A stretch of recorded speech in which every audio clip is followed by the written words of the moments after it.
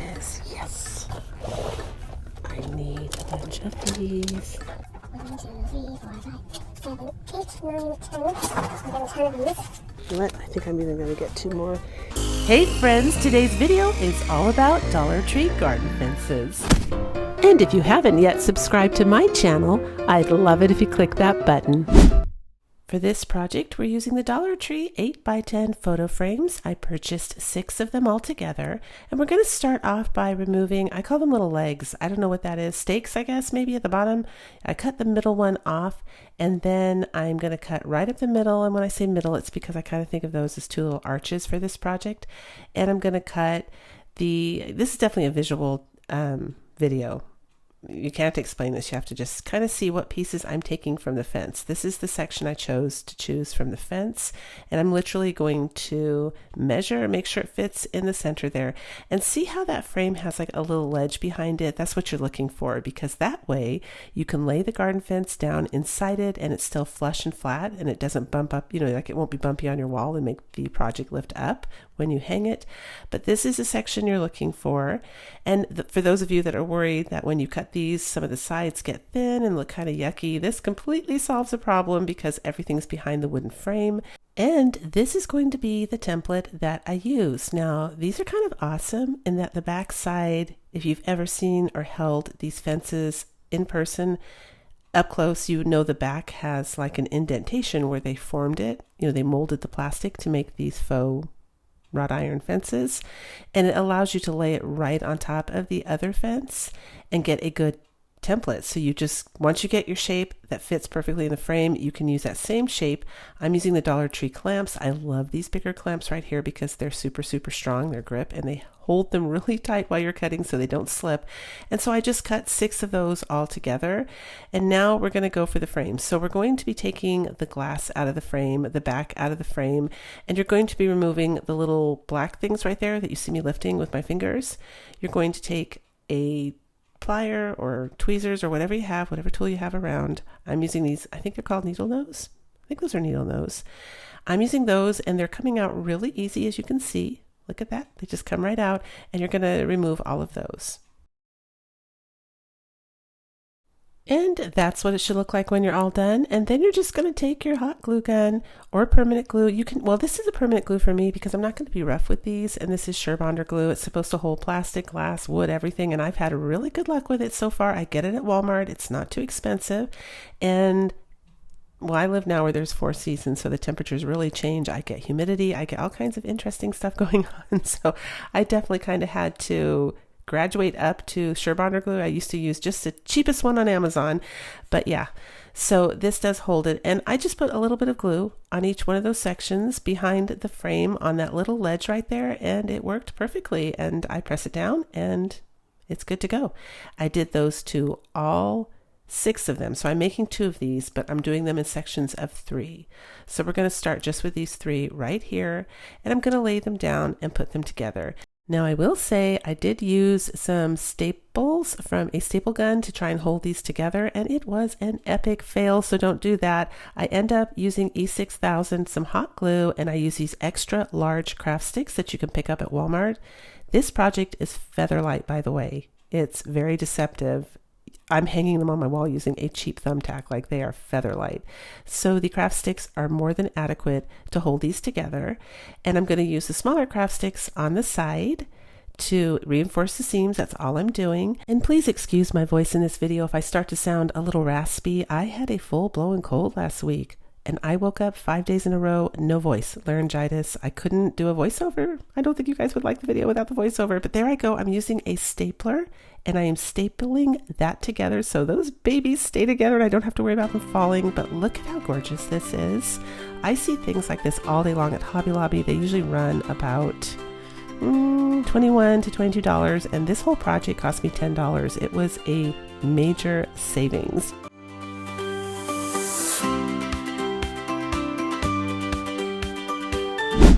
For this next project, I'm grabbing these paint sticks. I buy the ones that have the straight edges. They're a little bit thinner, but I love them for crafting because I don't want to deal with losing a lot of wood with the top weird little grooves on the regular paint sticks. So I choose these. I have them linked down below in my description box if you're curious.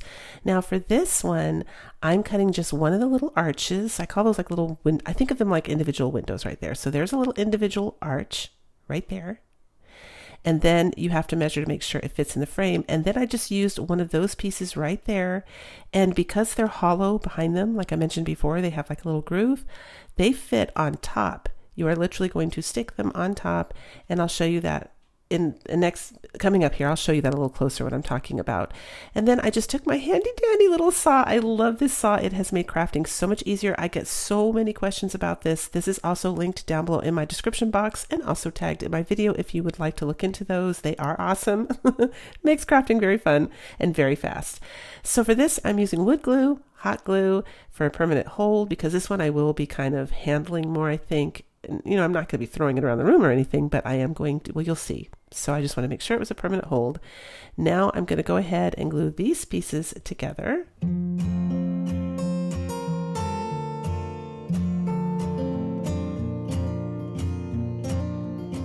And I recommend you leave a little extra like I did right there, just to allow for any kind of variances with your paint sticks. But I made 3 all together. That's what you need for this project. And I'm showing you now what I was talking about. See how the bottom piece is actually laying on top of the other piece? You'll see a little bit, it's actually white glue from the hot glue. It lays pretty much flush on there. You will not notice it at all because of that little groove behind the plastic pieces. It works perfect. Now we're using apple barrel paint in Golden Sunset, and we're going to give this one coat. You could use any color you want. I just thought this would be fun and do something different for my house to add a little bit of color. And I'm going to see, look at that. See how you don't see how it just looks really good. So now I'm going to take white paint and just give it all a dry brush just to tone it down a little bit, give it a little bit of character. I want these to look a little rough, I guess, distressed. I know some people love distressing, some people don't.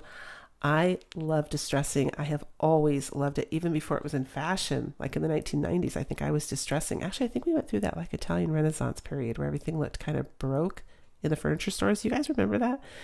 I don't know how many of you guys remember that, but if you guys want the back, of course, to be painted, you can. I wasn't worried about it, but if you guys like it to be painted on the back, you can do that. And I'm just taking some Dollar Tree burlap ribbon, and I'm going to glue it at the top and the bottom, just like you see me doing here. And you do have to leave a little space between these. Very important. Don't forget that part. I did on the first one, and it won't work unless you have that little space there. Because you'll see, this is going to be like a little screen. It's like a backdrop. Look at how beautiful that is. I just made a decorative little mini screen. Look how cute. You know, you could actually make this as long as you want. And I thought about it. You don't have to cut these fences up. You could put them in combinations. You could make this huge, like life size if you wanted to, and make a huge one for like your living room, just 2 of them. How beautiful this would be. But I absolutely love this. It's one of my favorites in today's video. Let me know what you think.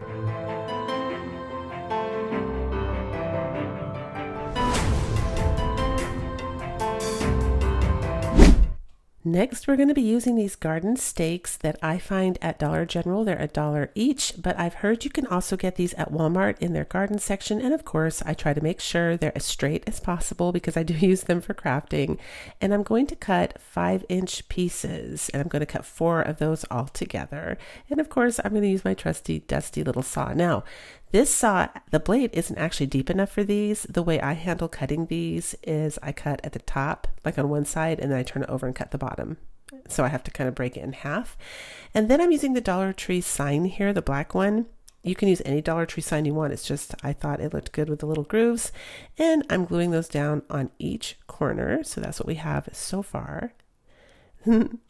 Next, we're going to take that fence and we're going to leave one section whole. In other words, I'm not going to cut it up at all. So see how I call those little arches? It comes with 4 arches. You're just going to leave that. And then I'm only going to cut the middle piece off right here. And I use tin snippers.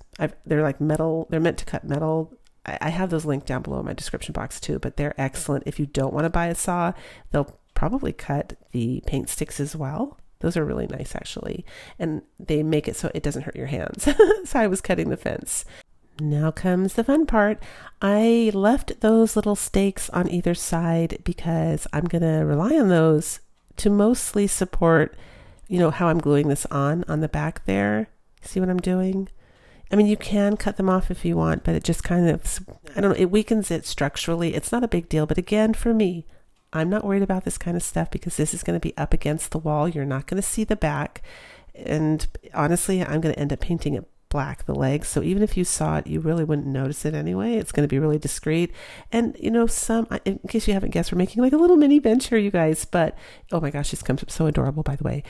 But seriously, even if you saw it in real life, I've seen benches that have like reinforced stuff on the back of them. So it still looks good in my opinion. And of course, I'm just taking a little drop of the hot glue, putting a little drop underneath, and then bending the board to make it straight, to make sure that it dries straight. Because some of these boards from Dollar Tree, they come warped. So you kind of have to force them into position once you glue them to make sure they stay straight. And then I decided my little bench needed arms. I was going to stop there and I just looked at it and I thought, you're missing something. And honestly, it was worth the extra effort. So I'm using this part of the garden fence and I'm using hot glue to fill it in. And I just did it in different sections and I kind of held it up and let it, tilted it different sideways, down, whatever, to let the glue run and dry in the right position. Then I used my spatula right here, my little silicone spatula, to make sure that it was molding into the shape that I wanted. But we just had a little opening there that I didn't like. You could also use spackling to fill that in. Any kind of filler will work, but I just used the hot glue on this one. And again, the whole thing's going to be painted black. So these kind of little tiny imperfections are not going to be noticeable at all when you're done with this. And now I'm taking my hot glue and I'm just gluing it down using glue on the bottom and on the sides like that. And I'm going to do the same thing on the other side. And there I go, I'm painting it black. You're not even going to see it. And I go around and I paint all the hot glue black as well, because again, just helps it blend in so you don't see anything. And finally, I paint the legs black, and I'm using black Waverly chalk paint, so I only needed one coat for this. Super easy. Although black is a strong pigment, I think one coat probably of just regular acrylic paint would work too. And I also paint the side of the Dollar Tree sign as well, the edges black. And that's it. We're all done. It's absolutely adorable. You could make this smaller. You could make little mini chairs, like have 2 chairs and then make like a little faux table and put it in the middle. That would be so cute too, like a little parlor set. Oh my gosh, I love this one. Again, let me know what you think in the comments. For those of you that watch my channel, I was really excited about finding these drawers when they first came out, and I've used them for quite a few DIYs, and we're going to be using them today as well. Now, this idea, I'm going to say, is probably an oldie but goodie now. Seriously, I think it debuted this DIY in 2022, and I loved it. I wish I knew who originally did it. It became so viral that I have no idea who originally did this. I'm putting my own little twist on it, though, because I'm adding the drawer at the bottom. So the reason I never made one, I always thought it was a pretty idea, but I thought, the fence is too short, I like to be really, really small. And when I saw the projects, a lot of times the sides were bent and crooked and you could tell it was a garden fence.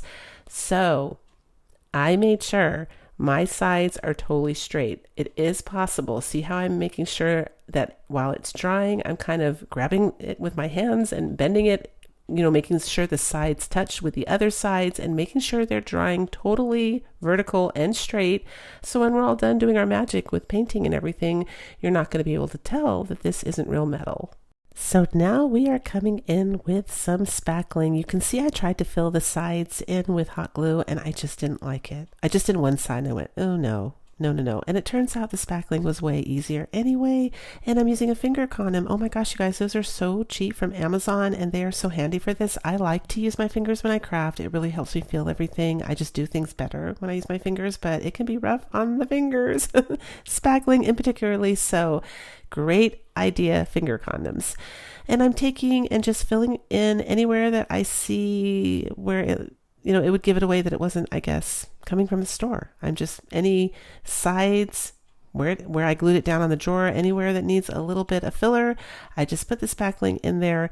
And this, I think, really adds a lot to your projects. I mean, you could skip it if you want, but I just like to add those details because I think when you're all done, it makes a difference when like someone looks at it, they don't know if it came from the store or not. They don't know if it came from Target or Home Goods. They won't know unless they're really familiar with Dollar Tree garden fences. Anyway, there we go. And I'm going to take the drawers off. It's all dry now. It took about 3 hours, or maybe 2 hours actually. I think it was about 2 hours. It dried really quick, and I painted the whole thing white. Now, what I will tell you I would do differently if I had to do this again, we are always wiser in hindsight.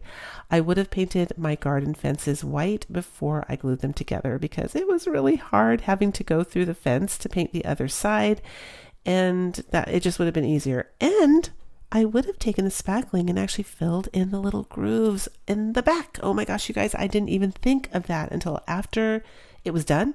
Next day I took a photo, and I looked at the photo, I went, oh, you could have filled in the grooves on the back.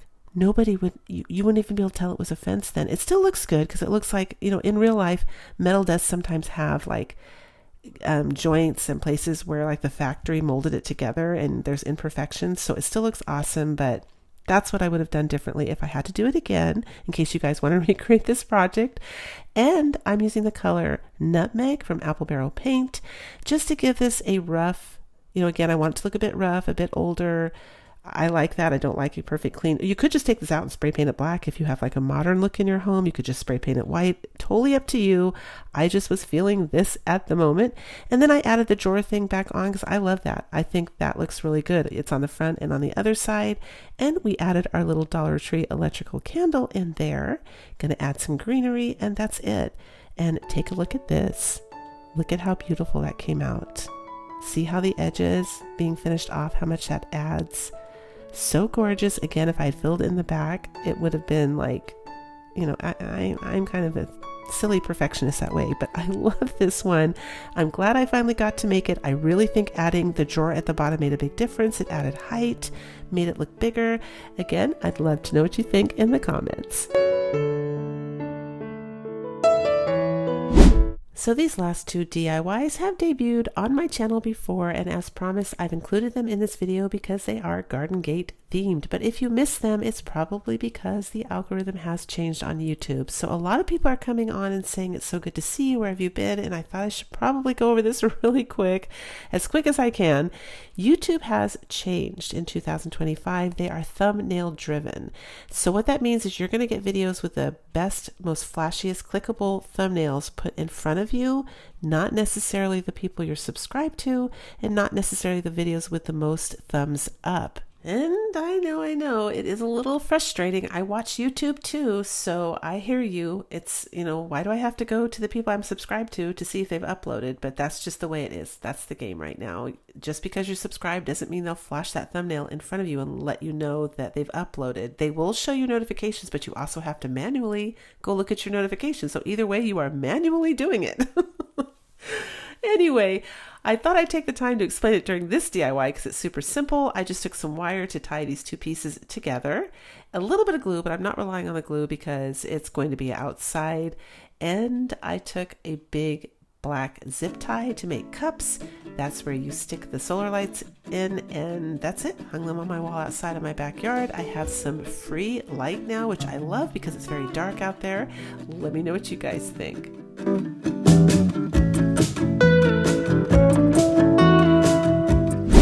Here's another one of my favorites, you guys. I save my foam for DIYs because it's thick and you can make it look like a super thick wall plaque. The Dollar Tree signs are thin, so sometimes I want things to look thicker. And I just used wood glue for this project, cold glue mostly because of the foam.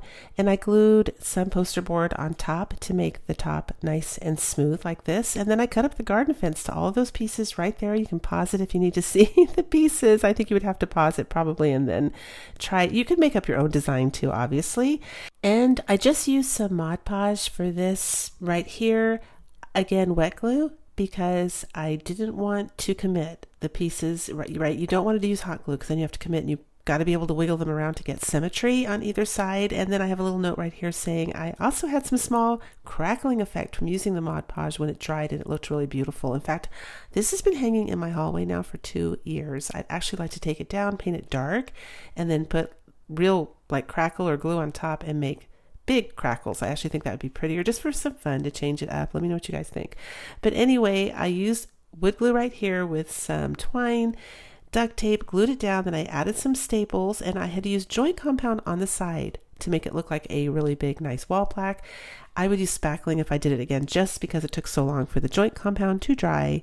You can see the crackle effect a little bit right there, and I also filled in the plastic pieces with spackling. I did end up doing that. And that's pretty much it. Definitely one of my favorites. It came up looking very high-end because I took the time to put, the edging on it.